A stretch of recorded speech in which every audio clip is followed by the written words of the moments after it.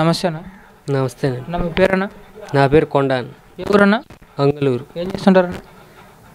నేను చిన్న company, private కంపెనీలో ఉద్యోగం చేస్తాను. ఏం లేదన్న, ప్రధానంగా చూసుకుంటే జగన్మోహన్ రెడ్డి గారి హయాంతో పోల్చుకుంటే ఎలా ఉందంటారు ఇప్పుడు వచ్చేసరికి ఆక్వా కల్చర్?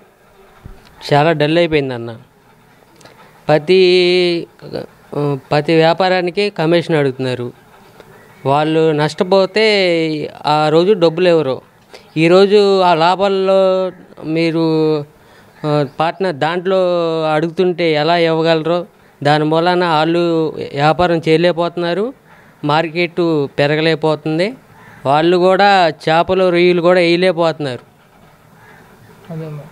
అదేవిధంగా తీసుకుంటే ఇప్పుడు రైతుల పరిస్థితి ఎలా ఉందంటారు?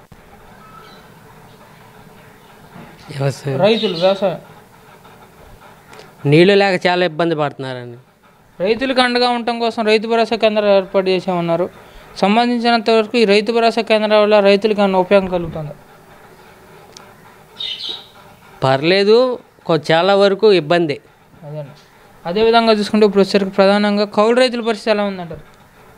కౌలు రైతు పరిస్థితి చాలా దారుణంగా ఉంది.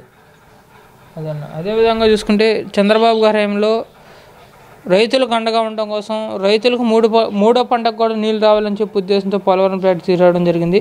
సంబంధించినంతవరకు ఇదే పోలవరం ప్రాజెక్టు చంద్రబాబు గారి 30%, 70% పైగా కంప్లీట్ అయిపోతే ఉన్న 30%లో 3% కూడా కంప్లీట్ చేయని పరిస్థితి. దీనికి సంబంధించినంతవరకు ఇద్దరు మంత్రులు ఉన్నారు వైసీపీ వాళ్ళు. ఒకళ్ళు వచ్చారు అనిల్ కుమార్ యాదవ్ గారు, ఒకళ్ళు వచ్చారు కంబటి రాంబాబు గారు. అసలు పోలవరం సంబంధించిన ఇరిగేషన్ పనులే పట్టించుకోవాలి, దాని మీద మీరు ఏమంటారు? వాళ్ళకి అభివృద్ధి కోసం చూడరండి, వ్యక్తిగత విమర్శలు మాత్రం బాగా వైసీపీ వచ్చిన తర్వాత ఎక్కువైపోయినాయండి. అదేవిధంగా ప్రధానంగా 3 రాజధానులు అన్నారు, ఒక రాజధాని కూడా డెవలప్ చేయని పరిస్థితి ఏర్పడుతుంది, దాని మీద మీరు ఏమంటారు? వాళ్ళకి చేతగాక చేయలేకపోతున్నారండి. దోసుకుంటాం తప్ప అభివృద్ధి కోసం ఏ రోజు ఆలోచిస్తలేదండి. ప్రధానంగా నిత్యావసర వస్తు ధరలు కూడా బాగా పెరిగిపోయినాయి. సంబంధించినంత వరకు పేదవారు, మధ్యతరగతి వారు, రైతులు ఎలా బతకాలని పాలించే పరిస్థితి, దాని మీద మీరు ఏమంటారు? అది చాలా ఇబ్బంది పడుతున్నారండి. పేదవాడు ఎప్పుడు పేదవాడుగానే ఉండిపోతున్నారు. ఇప్పుడు దోచుకునే వాళ్ళు దోచుకుంటానే ఉంటున్నారు. అదేవిధంగా ఇప్పుడు వచ్చేసరికి నిరుద్యోగ సంఖ్య కూడా బాగా పెరిగిపోయింది. సంబంధించినంత వరకు జాబ్ క్యాలెండర్ ఇస్తూ ఉన్నారు, డిఎస్ఏ కాదు మెగా డిఎస్ఏ ఇస్తున్నారు. సంబంధించినంతవరకు దీని గురించి పట్టించుకున్న పరిస్థితి. ఇద్దరు మంత్రులు ఉన్నారు.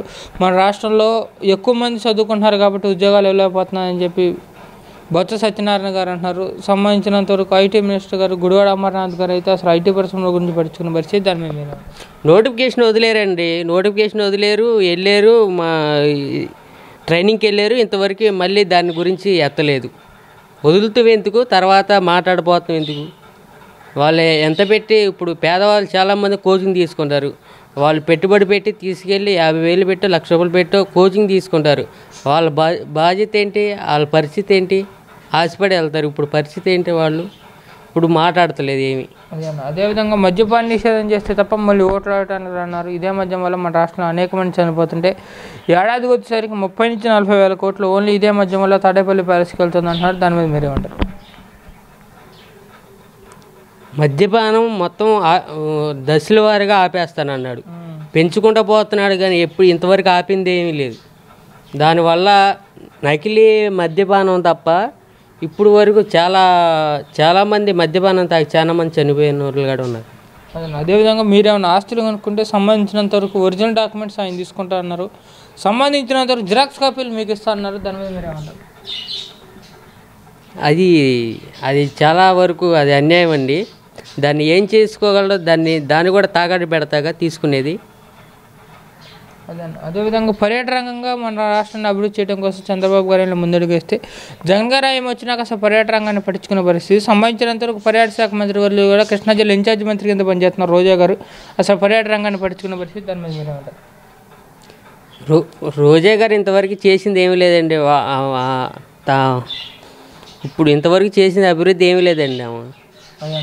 అదేవిధంగా తీసుకుంటే ఇప్పుడు వచ్చేసరికి మీ నియోజకవర్గం సంబంధించినంత వరకు జనసేన తెలుగుదేశం ఉమ్మడి అభ్యర్థి కింద వెనుగల రాము గారిని ప్రకటించడం జరిగింది. ఎలా ఉంటుందంటారు మీ నియోజకవర్గం? వెనుగల రాము గారు బెటరేనండి. ఇప్పుడు వరకు బాగానే సేవలు చేసుకొస్తున్నారు. నాని గారి హయాంలో మీ నియోజకవర్గం ఎంతవరకు అభివృద్ధి జరిగింది? ఇంతవరకు ఏ అభివృద్ధి చెందలేదండి. ప్రధానంగా మీ నియోజకవర్గం సంబంధించినంత వరకు నాని గారు ప్రజల దగ్గరికి వచ్చి వాళ్ళ యొక్క సమస్య రావడం జరిగిందా? ఇంతవరకు రాలేదండి, అడిగింది ఏమీ లేదు. అదేవిధంగా చూసుకుంటే ఎన్ని సీట్లు రావచ్చని వైసీపీకి ఈసారి? సీట్లు అనేది ఇప్పుడు వరకు తేల్చింది ఏమీ లేదండి.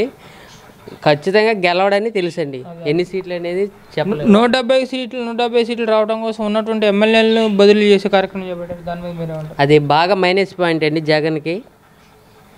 సిట్టింగ్ ఎమ్మెల్యేలను తీసి ఎక్కడో వేసుకెళ్తుంటే ఎవరు వేస్తారండి ఓటు అనేది? అదేమంటే నన్ను చూసేయండి అంటే ఎవరిని చూసేస్తారండి? రేపొద్దున ఈరోజు ఇప్పుడు అద్దుకున్న ఇల్లు ఎప్పుడైనా మన సొంతది కాదు కదండి. అద్దుకున్నవాడు ఎప్పుడైనా వెళ్ళిపోతాడు. రేపొద్దున వెళ్ళి ఎవరిని అడుగుతామండి? రేపొద్దున వెళ్ళి. అదేవిధంగా కార్పొరేషన్ పరిస్థితి ఎలా ఉంది? BC, SC, ST minority corporation Chandrababu గారి హయాంలో కార్పొరేషన్ ఉన్నాయి.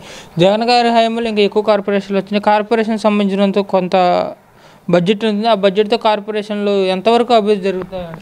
ఎస్సీ కార్పొరేషన్ ఇంతవరకు ఎవరికి రాలేదండి. 5 సంవత్సరాల్లో ఇంతవరకు ఎవరికి రాలేదండి. అదే దళితులకు మేనమావ అంటూ చెప్పు తిరిగి ఓట్లు అడగడానికి వచ్చి గెలవడం జరిగింది జగన్ గారు. అసలు దళితులను ఎలా పట్టించుకుంటున్నారు? దళితులు మేనమావ అనేది వైసీపీ రాజకీయం వచ్చిన తర్వాత దళితుడే వైఎస్ఆర్ కాంగ్రెస్ పార్టీ పెద్ద అంటాడండి. మామూలు ఎస్సీ క్యాండిడేట్లు మొత్తాన్ని ఎక్కువ చంపింది కూడా వైసీపీ పాలన వచ్చిన తర్వాత చంపారండి. అదేవిధంగా ఇప్పుడు వచ్చేసరికి మీ నియోజకవర్గంలో ఎవరికి మొగ్గు చూపే అవకాశం ఉందంటారు ఈసారి?